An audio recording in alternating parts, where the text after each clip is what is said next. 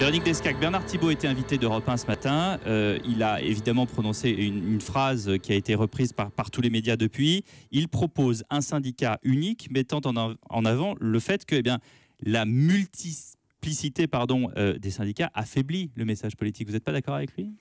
Pas complètement. Alors c'est vrai que on se préoccupe depuis plusieurs années maintenant de cette question du grand nombre de syndicats. Alors vous en avez cité 5 qui sont représentatifs au niveau national, mais dans certaines entreprises, il y en a même beaucoup d'autres. Et bien sûr. Et donc je n'ai cité que les principaux. Voilà, ouais. C'est la raison pour laquelle on s'est dit en 2008, il faut demander aux salariés de choisir. Finalement, c'est intéressant qu'on ait un point de vue sur le sujet, mais ce sont les salariés qui doivent choisir.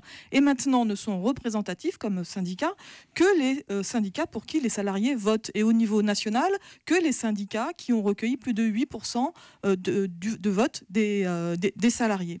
Donc, spontanément, naturellement, on est dans un mouvement de réduction des organisations syndicales et en particulier, ça commence dans les entreprises. Et probablement qu'à la prochaine échéance électorale au niveau national, en 2017, il y aura peut-être plus ou peut-être encore 5 syndicats représentatifs, mais ce sont les salariés qui auront choisi. Mais en attendant, vous êtes toujours divisés parce que vous allez faire bande à part tout à l'heure dans le cortège. Vous allez faire votre cortège et FO aussi. Oui, alors nous, on n'est pas dans un cortège. On a choisi d'organiser un 1er mai à la fois studieux et festif avec des jeunes, mais on ne sera pas ensemble, c'est vrai. Ça comme vous voulez. Mais pourquoi le serions-nous ?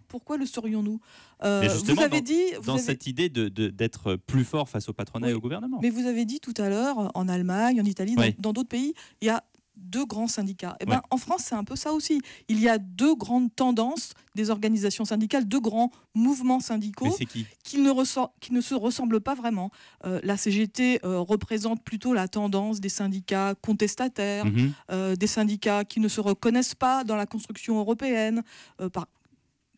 Par exemple, la CFDT représente une forme de syndicalisme qu'on appelle réformiste, qui considère que dans le monde en mutation tel qu'il est aujourd'hui, il faut conquérir de nouveaux droits pour les salariés plus adaptés à ces mutations et aux nouvelles aspirations des salariés. C'est 2 là qui comptent et le reste est peanuts.